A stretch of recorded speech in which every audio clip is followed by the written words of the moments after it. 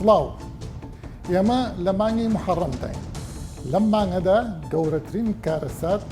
لە مێژووی ئیسلامدا ڕوو دەدات کە بریتیە لە کوشتنی حوسەینی کوڕی عەلی کوڕی فاتیمە کچەزای پێغەمبەری ئیسلام. حوسەین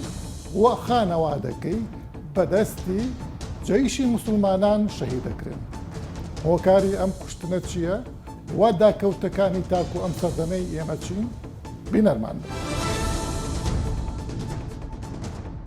لە دوای ئەو ڕووداوەی لە مێژووی سیاسی ئیسلامدا بە فیتنەی عوسمان بەناوبانگە کە بووە هۆی کوشتنی خەلیفەی سێمی موسڵمانان، کێشەی خەلافەت و پرسی ئەوەی چێ شایستەی ئەوەی ئیمام و ڕابەری موسڵمانان بێت بوو بە قوڵترین کێشە لە کۆمەڵگای ئیسلامیدا. لەم نێوەندەدا شەڕی نێوان گەزید و حوسێنی کوڕی عەلی کوڕی ئەبی تاڵب بە دیارترین ڕووداودا دەندرێت کە بوو بەهۆی کوشتنی حوسێن و بەشی هەرە زۆری خانەوادەی پێغەمبەر. لەو کاتەوە ڕەگ و توخمی دابەشبوونی کۆمەڵگای ئیسلامی بەسەر دوو بەرەی دژ بە یەک و دوژمن و تین و بە خوێنی یەکتر تا ئەمڕۆ بەردەوامە. ڕووداوی کوشتنی حوسێن بەو شێوازە کارە ساتاوی لە جێرانە و مێژوویەکاندا باز دەکرێت بوو بە هۆکاری ئەوەی ئاینزای سوننە و شیعە پەل بکێشێت بۆ دروستبوونی دوو دنیابینی ئاینی کە لە هیچ خاڵێکدا بەیەک ناگەن و ئامانجیان سڕینەوەی یەکترە. لە ساڵی 61 کۆچیدا حوسەینی کوڕی عەلی لە شاری مەدینەوە بەرە و کوفەی عێراق بڕێ دەکەوێت بۆ ئەوەی لە کوفەوە خۆی و ئەو سوپایی کە بە حساب بەیعەتیان پێداوە و 18,000 کەس دەبن دژی یەزیدی کوڕی مەعاویە ڕاوەستێت تاکو خەلافەت بجێڕێتەوە بۆ سەر کاروانی سروشتی خۆی. بەڵام کاتێک دەگاتە کوفە خۆی و 72 لە هاوڕێکانی و خێزانەکەی بەتەنیا دەبینێتەوە، نە سوپا هەیە نە خەڵکی کوفە پشتی دەگرن. لێرەدا سوپای یەزیدی کوڕی مەعاویە دەوری حوسەینی کوڕی عەلی کچەزای پێغەمبەر و وەک دەوترێ ڕێحانەی پێغەمبەر و وەک دەوترێ گەورەی لاوانی ئەهلی بەهەشت بەدەستی سوپای موسڵمانان خۆی و بنەماڵەکەی و 72 کەس پاکتاو دەکرێن و هەمویان دەکوژرێن. ئەم کارەساتە لە مێژووی ئیسلامدا دەبێتە هۆی لێکدابڕانێک کە زۆر گەورەیە و تاکو ئێستاش لە ناو ئومەتی ئیسلامدا خوێنی لێ دەچۆڕێت. لە دیدگای لایەنگرانی حوسێن و شیعە مەزهەبەکان ئەم ڕووداوە ڕەهەندێکی قوڵی ئاینی و سیاسی و تەنانەت ڕوحانیشی پێدراوە کە حوسێن نەک هەرگوزارش لە شایستەبوون بۆ خەلافەت دەکات وەکنەوەی پێغەمبەر، بەڵکو دەبێ بە سیمبولی بەرەنگاری زوڵم و ستەم بە تایبەتی دژی فەرمانڕەوایی خەلیفەکانی ئیسلام لە سەردەمی ئەمەویەکان. پرسیار ئەوەیە بۆچی ئەمە لە مێژوودا دەبڕێت و بە ئەبەدی دەکرێت. حوسەین کوڕی عەلی کوڕی فاتیمە حەفیدی ڕەسوولی خوا بەدەستی سوپای موسڵمانان و خەلیفەی موسڵمانان شەهید دەکرێت. بۆ يعني حقيقة باسي بك إمام حسين كرة كتش پیغمبرة وأوانكي إمام حسين كشتن استسلام كردن مسلم نوين شرح راتكم. إمام حسين بنجمة أهل عباية رسول الله يعني بيشن بنجمة أهل البيت أهل الكساء كي رسول الله خدا وروج مباهلي نصارى نجران كي نصاري نجران مسيح نجران مباهله وليان كرنيشت وليان بيشن باز كردن وتوسن دعاهم اليك بكن بأن أجر رسول الله ومل حقه خدا يك معجزي بارد لآسمان بدد لو كسكي دروددن خدا وقرآني يشد بسم الله الرحمن الرحيم قل تعالوا ندعو أبناءنا وأبناءكم ونساءنا ونساءكم وأنفسنا وأنفسكم ثم نبتهل إلى الله فنجعل لعنة الله على القوم الظالمين. يعني وين معناه كي توزن بزان كي والرسول الله تيال دين رسول الله والخويها ورد فاطمة ديت خوي وإمام حسن وإمام حسين وإمام علي سلام الله عليه. باشا كواتا إمام حسين كتشازاي بيغمبري خوا مقامي رفيعي هي تنانت استاش لاي أهل سنة بو تشاوى سيركره مقام رفيعة لأهل كساء وإلى آخره كحب رسول الله وببي أحاديث أهل سنة خويان أحاديث شيخين سيدا شباب أهل الجنة الحسن والحسين. لأن هركسي تود نغاي إمام حسين بكد يعني نغاي رسول الله كد واقر نهاي رسول الله كريم نهاي حقيت فيانا كشني لين اختلاف كرد رؤيه امام حسين وليان امام حسين صلوات خدا عليه يعني كي هات توست احياء اسلام بكت لان يانتهم انحراف بكن اسلام اصلا بني اميه كي يشن امام مسلمي من يانا طلقاء كعبا يعني بني اميه انحراف يعني بالدين طبعا انحراف هلا بدايه داشتن انحراف ورجى ما رسول الله بعد منحرفين محاربي رسول الله كردن هند دالق معاويس ابو سفيان باوق معاويس بابير يزيده يعني قشان انحراف لمله اسلام كردن كي اسلام هم استسلام كردن معاويه دواي ابو اصحابه وش الصفي اصحابه مهم اختلاف كان ايك خوانيشن يكيش لي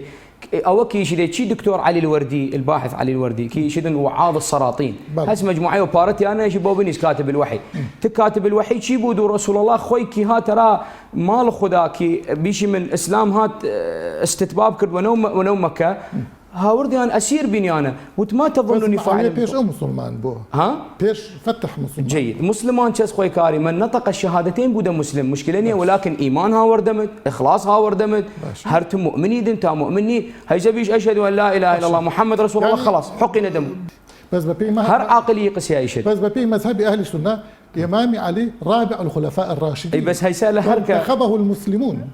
هيسا هركسي لاهل السنه ببرسيد ببرس دلي بيش عيد الغدير شبي رسول الله كي روج غدير كي بيع كرد ومن كنت مولاه فهذا علي مولاه اللهم والي من والاه وعادي من عداه وكيوتي داي هفتارج رسول الله امر خذاكر باشا اهل السنه لما يعلن او حديثه صحيحه بلام او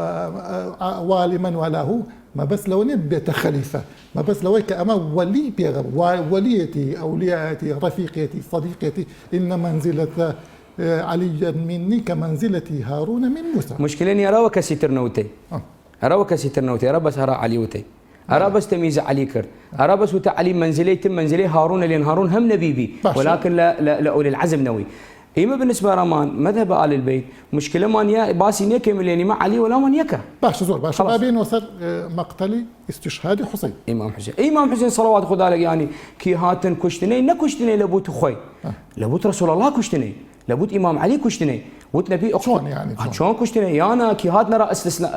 استسلام كردن بني أمية استسلام كردن لقوة رسول الله لقوة آل البيت يعني مسلم نبون تسليم بون دليل ومن اللي قسمان كي اخوي يزيد اخوي معاويه قناعته ويزيد نهاورد وت يزيد كرم قردي داش ابو قيس ناوي ميموني داش ابو قيس ناوي يرج ميمونه جاي كفت مرت خو هذا تاريخ باسكت ميمونه جمر سروش تعزيرنا يا خليفه المسلمين بود اي بوسي معاويه دواي كانت خليفه يعني معاويه خوي ترشيح كوري خوي بو ها كأونا خرابه بو ها يعني. معاويه وزمن عثمان بن عفان خليفه يسيم فرا انحرافات بي ارى بحيث مسلمين حتى معات عثمان كشتن ارى بني اميه شكردن مفاصل حكومه قرتن هرشوني خاص بير اخوان قرتني وديدي انا كل اليوم هاوردنا راي امام علي كي كل وانا كان دسي بردنا لمسجد كوفه سكران بها فوضعي هاتنا را اسلام ديني فرصه خاصه بيش اشهد ان لا اله الا الله محمد رسول الله كاس ولدني كد ديني خاص كاريغا كفتنا انه اسلام انحراف اسلامه هيسا درجه غرامان هيسا يما القرن ال21 يك ها ديني الوضع مان داعش لانحرافها يعني انتم بتوع داعش انحرافي اسلامي لا هيسا بشوراء قشت اهل السنه معتدلين كما اهل السنه دنوا عن يك لهم معتدلين يك لهم متطرفين بس هيسا امرو من الصعوبه جيني بادر قاضي لانه محكمه السليماني بيجي حضره القاضي من زنا كردم جيني افرتي هذه كهربكات نيتيات ولكن ولي رسول الله هاتن لان زانس رسول الله حق لخدا ولي امام علي هاتن زانس حق لخدا باشا بابين امام حسين جاريتر امام حسين خوي بوتشد اتشي مثلا يمل مذهب اهل السنه زورا امام حسين بمظلومه زانا بلام لهمان كاتشا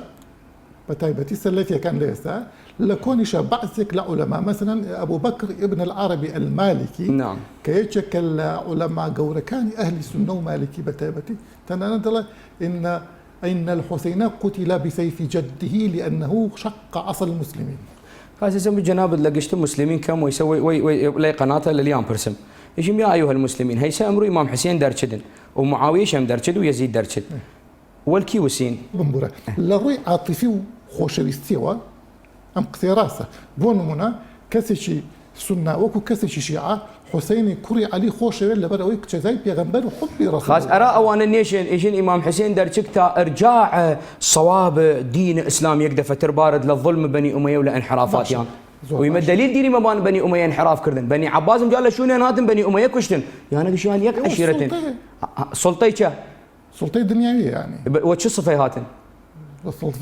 بس في غلبه اذا دين نوين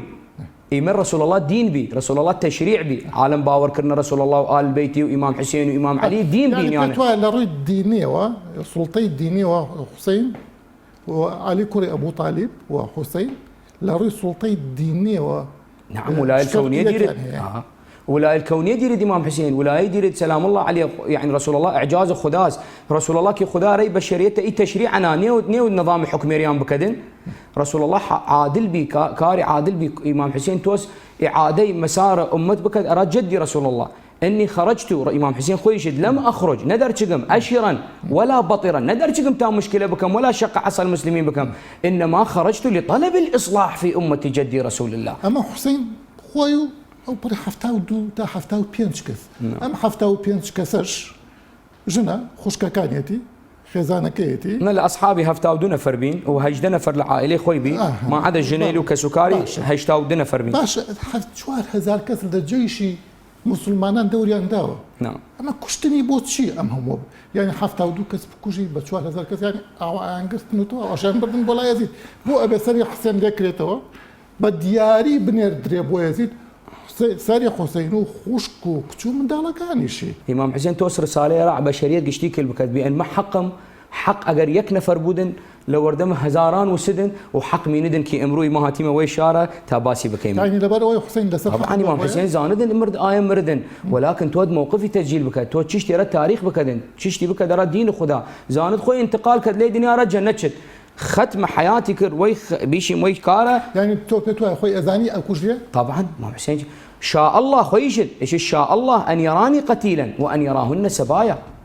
دين خدا نوعي لقربان تواصل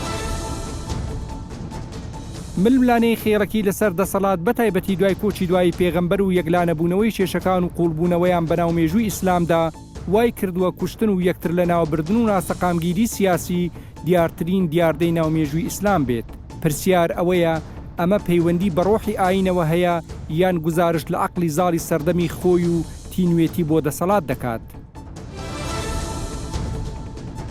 ئەمە باس لە ئەم مانگەکە بابڵین مانگی محەڕەمە گەورەترین ڕوودا و لەم مانگەدا لە مێژووی ئیسلامە بریتێ لە کوشتنی حسینی کوڕی عەلی کە کچەزای پێغەمبەری ئیسلام و بەتەما بوو خەلافەت وەک ئەڵێن بخاتەوە سەر ڕێڕەوە ڕاستەکەی خۆی لە ڕێڕەوی پشتاوپشت کە مەعاوێی کوڕی ئەبوو سوفیان یەزیدی کوڕی خۆی دائانێ ڕێکی بخاتەوە. ئەم ڕووداوە ئێمە چۆن بیخوێنینەوە؟ ئایا مەسەلەکە لێرە مەسەلەی دینیە یا مەسەلەی سیاسیە؟ پێم وایە دەکرێت ئەمە هەموو سیاقەکان بەیەکەوە باسی لێ بکەین لایەنە مێژوویەکەی و لایەنە کۆمەڵایەتەکەی و لایەنە سیاسیەکەشی. بەڵێ ئەگەر بە لایەنە کۆمەڵایەتەکەی سیر بکەین دەبینین جۆرێک لە سیراع و ململانەی کۆمەڵایەتی لە نێوان ئەم دوو بنەماڵەیە پێشترێش هەبووە هەر لە سەردەمی بنەماڵەی هاشم لەگە بنەماڵەی ئومەیە پێشترێژەوە هەبوو بزە بدۆکو تووڕەبوونی مام و برازە ینی ئاوا لێکە درێتەوە چکە بە نەتیجە لە عەبدولمەناف دەگەنەوە یەک هەر لە هاشمەوە بۆ ئومەیە کوڕی عەبدولشەمس لێوە ئەو گرفتە هەبووە منافەسەیەکی بنەماڵەیی هەبووە لە کۆنەوە بۆ سیادەی قوڕەیش بۆ سیادەی مەکە ینی جۆرێک لەمە هەبووە ڕاستە بنەماڵی پێغەمبەری خدا دووردی خوای لێبێ وەکو دەوڵەمەند نەبوون بەڵام لە ڕووی وەجهەوە لە ڕووی تایبەتمەندی کۆمەڵایەتیەوە پێگەیەکی گرنگ و کاریگەری خۆیان هەبووە بۆیە دەبینی لە ڕووداوەکانیشدا نەیانتوانیوە بە تەنها مەسەڵەن بیانوێ پێغەمبەر تیرۆر بکەن یاخود دایم وستیانە بەگە لە کۆمەچەی چەند تیرەیەک چەند بنەماڵەیەک ئەم کارە بکەن ئەوە دەردەخاتن کە ئەم کارە هەیە دوای ئەوەش کە مەعاویە یەزید دەکات بە جێنشینی خۆی و بە زۆر ئەم جێنشینە دەسەپێنێتنانی خۆی دێ بۆ مەکە و لێ مەدینە و لێ بانجی عەبدوڵای کوڕی عومەر و عەبدوڵای کوڕی زوبەیر و حوسێنی کوڕی عەلی دەکاتن پێیان دەڵێ من دەمەوێت یەزیدی براتان بکەم بە جێنشینی خۆم بێ جێنشینی خۆم بۆ دەی پێشان دەڵێ ئەگەر ڕازی نەبنەوە بۆ لە دوای هەر یەکێکتان سەیافێک دادەنێم بەر لەوەی نوتق لە دەمی بێتە دەرێ شمشێرەکە سەری لە لاشەی جیا دەکاتەوە بەڵام دوایەوەی کە معاوی وەفات دەکا دەبینی ئەمە بە پێچەوانەوە دەوەستێتەوە بۆیە عەبدوڵای کوڕی زوبێر لەگەڵ ئەمە نابێتن دژی دەبێتن حوسێنی کوڕی عەلی دژی دەبێ عەبدوڵای کوڕی عومەر ئەگەر ڕازیش نییە بەڵام ئینعیزالی سیاسەتی کردووە زۆر مهتەم نییە بەلایەنە سیاسەکە زیاتر مهتەمە بۆی کە جۆرێک سەقامگیری هەبێ کۆمەڵگە ئەو کاتە بریتی بڵ قورانی ئەسحابەکە ئەسحابەکان زۆربیان نەمابوون اینجا لە دوای ئەسحابەکان چێ کوڕانی تابعین و ئەوانش ئەسحابن بەڵام لە ڕووی تەمەنەوە تۆ ناکرێت وا لێک درێتەوە پێم وایە لەمەیاندا ئێمە دەکرێت ینی زۆرێک لە تەمەڕوت دەکرێت لەو دەسەڵاتە و لەو ویستەی کە دەیانەوێت جێبەجێ بکەن بۆیە دژی ئەوە دەوەستنەوە ئەوە بوو مەدینە جێدێڵن و دەچن بۆ مەکە پرۆسەیشتر دەست بمبورە مەسەلەن ئێستا بڵین عالەمی ئیسلامی خلافەتێکی هەیە و یەزید بەخۆشی بێ بەتاڵی بێ بە ترشی بێ بۆتە خەلیفەی مسلمانان کاتێک حسێن هێت ئێوە بەچەک ئەم خلافەتە بڕوخێنێ هەیە حسێن لێرە لەسەر حەقا بەپێی دین یعنی نەزرە دینی فقهیەکە بەڵێ ئەوەی پەیوەندی بە حسێن هەیە ئەنی حسێن کە لە مەکەوە دەرەچێت تەقەن هاندانێکی زۆری عەبدوڵای کوڕی زوبێری شەیە لەما هەتا بنەماڵەکی خۆی مامی خەڵکانی تر زۆر ئامۆژگاری دەکەن کە دەڵێن بەدەنگ ئەم کارەوە مەچۆ چونکە خەڵکی کوفە لەوانەیە هەمان ئەو تراژیدیایە کە بەسەر باوکتیان هێنا بۆ دواتریش بەسەر حەسەنی براتیان هێنا لەوانەیە بۆ تۆش دووبارە بێتەوە بۆ بۆچوونەکەشیان ڕاست بوو ینی پێشبینەکەیان ڕاست بوو لەمەدا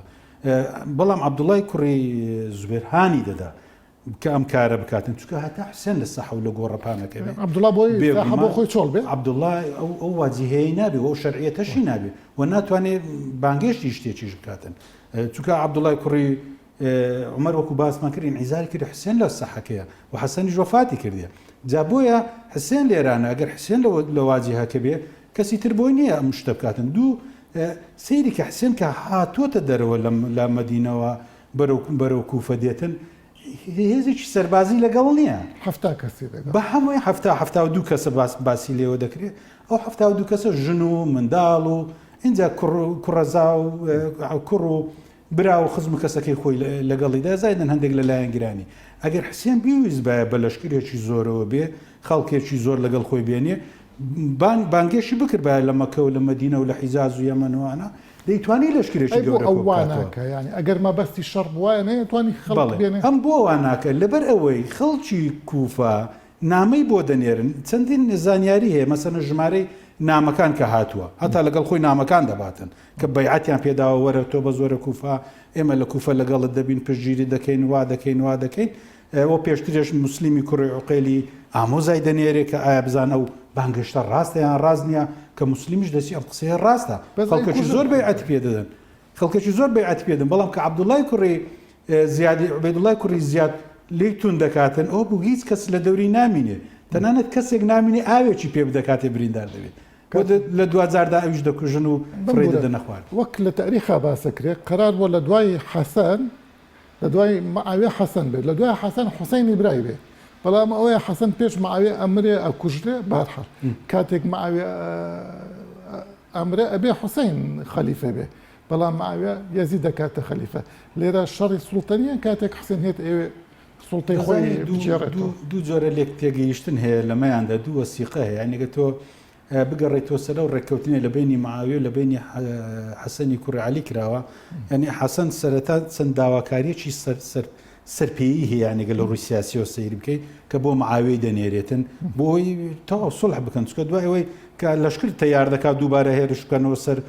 معاویە ئتر لە ڕێگا معاویە بە حکمی و زیرەکی هەبوو بە حکمی و چاوانی کە هەیە بوو لە ناو لەشکرەکەی حەسەن توانی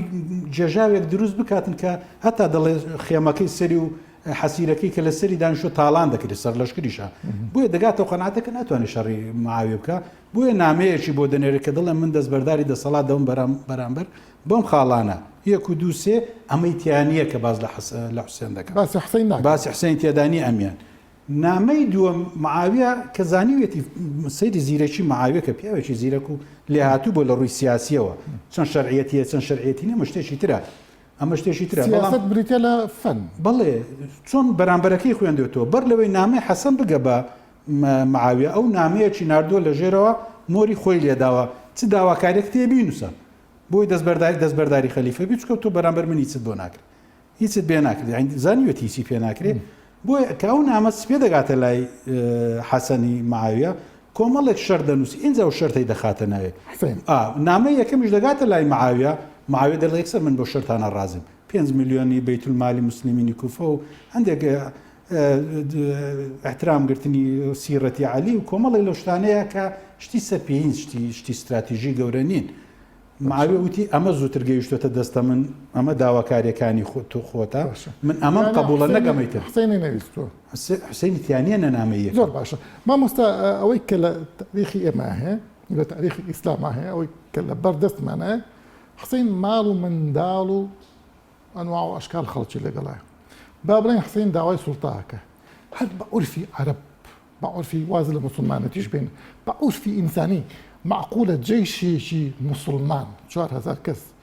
پەلاماری 70 کەس باگەڵن کاکە لە کۆ ئەتا ئەڵێن حسین توێتی کاکە بمنێرن بۆ لای یەزید لێم گەڕن بگەڕێمەوە بۆ مەدینە کەچی لێ ناگەڕن ئەشی کوژن کچە زای پێغەمبەر سەریشی لێ ئەکەنەوە ئەنجا بە دیاری بە خۆی و بەسەری حسین و خوشکەکانی و کچەکانی وەک سەبایە وەک کەنێزەک ئانێرن بۆ دیمەشق کە مەسیرەتی مانگێک 2 مانگ زیاتر لە نەجەفەوە بۆ یعنی تۆ بڵێ ئەمە ڕاست بێ ئەم وەحشی گەریە لە جێیشی مسلمانان بەرامبەر بە کچەزای پێغەمبەرەکەیان کاک سۆران ئەگەر بگەڕێەوە سە تاریخی خودی یەزید و کەسایەتی یەزید و ئەو ئەشعارانەی ئەو شیعرانەی ئەو هۆندراوانەی کە لە دوای خۆی جێهێشتووە هەر لە موقعی حوڕا هەر لە کە باز لە موقعی حوڕە دەکرێتن کاتێکە حوڕا ئەوەی مەدینەی داگیر باڵ ئەوەی مەدینە داگیر ئەڵێن 1000 ئافرەتی مەدینەیان خراپ کردووە 1000 کچ نەک 1000 کچ پاکیزە دواتر ساڵی دادی 800 منداڵی دەبێت بەڵێ لە مەدینە 800 منداڵی دەبێت جگە لە کوشتنی زیاتر لە 1000 سەحابی شەهیدکردنیان ئەمە اینجا لێو شعرێکیە باز لەوە دەکاتن دەڵێ کوا و باز لەوە دەکە دڵە نە نەبیەکە بۆ لە بەنی هاشم و نە پێغەمبەرێکیە بڵێ ئەوانە ڕاست ئەوەی حوڕەی ئەمڕۆ مقابلی بەدرە یعنی ئەمە شعر ماوەتەوە تاوەکو ئێستا تەنسیب دەکرێت بۆ یەزید و لە دیوانەکەی یەزید دانراوە ئەمە اینجا دواتریش کە دیتە سە کەسایەتی خوێندنەوەی تایبەتمەندی کەسایەتی یەزید ئەمانەت بۆ دەردەکەوێتن خەڵکی ئەو 4000 کەسە هەمویان یەزید نەبوون خەڵکی مسلمان بوون حتا ئەڵێن شەمری ذەلجێژن حافظ قورئان بووە بەڵێ ئێستا بۆ دێمە سەر مۆزوع ینی معاویە کە بەر لەوەی وەفات بکاتن بەر لەوەی بمرێ یەزید لە لای نەبووە بەڵام مۆسیقەیەک جێ دێڵێتن لای دەحاجی کوڕی قەیس چەند داواکاریش تێدایە یەزید دێ ڕێک پێچەوانی بۆسیەتەکانی باوجێتی دڵێ ئاگار لە خەڵکی حیجاز بێ ئاگای لێ نییە ئاگار لە خەڵکی مەکە و مەدینە بێ دژیان دەوەسێتەوە و گەمارویان دەدە و لێیان دەدە قەتڵ عامیان دەکات ئاگار لە بنەماڵی پێغەمبەر بێ و نەکەی تووڕێیانکەیت بە پێچەوانیان دەوەستێتەوە تا نایەک وەسێت دەرێک عەبدوڵای کوڕی زوبێرت کەوتە دەست لە هەر شوێنێک بوو بە هەر حوجەتێک بوو پارچە پارچێکە ناسیوێتی چکە زانیوێتی کەسایەتیشی ئەو شتێدا و دواترش عەبدوڵا دەوڵەت دادنێ خۆت دەزانی دەوڵەت دادنێ ئەمە دەگەڕێتەوە سەرچی ئەو هۆکارەی هیچیە ئەمە بۆچی بۆ ئەو توندوتیژە ئەو توندوتیژەکە پەیوەندی بە بوو ململانەیە تۆخە هەیە زایدن لەسەرەوە ئەو فەرمانێکی ڕاستەخووی یەزید بێت چەندە دڵێن یەزید ئاگای لێ نەگە ئاگای لێ نەبێ دکتۆر بمبورە لە بینی شام و عێراقیەکانە جۆرێک لە منافەسە و دوژمنایەتی دەوری هەبووە لەمە وەک باسەکرێت دەزان هێشتا نەگەیش بۆ ئەو قۆناغە لە نێو دەوڵەتی ئومەویدا دوو جۆر عەرەبمانە بوو عەرەبی یەمانی و عەرەبی قەیسی هەندێک لە خەلیفەکان پشتیان بەمانە دەبەست و هاوکاری ئەمانیان دەکرد هەندێکی تر داهاتن هاوکاری ئەمانیان دەکرد بە پێی سیاسەتەکەیان دەبڵێ بەڵام تۆ جارێک خەلیفەی دووەمە ئەمە یەکەمیان پەیوەندی بۆیە لەوانی ڕاستەوخۆ فەرمانێکی خەلیفە بێ چونکە ئەجینا کەسی تکە زاتی ئەوە ناکە گەر فەرمان نەبێتن قەتڵ عامی بنەماڵی پێغەمبەری خودا بکاتن بەبێ خوێندنەوەیەکی بابەتیانە و زانستی بۆ مێژووی ئیسلام و بەتایبەتی بۆ کێشەی نێوان شیع و سوننا هەموو جێڕانەوەیەک کۆمەلگای ئیسلامی زیاتر پارچە دەکات.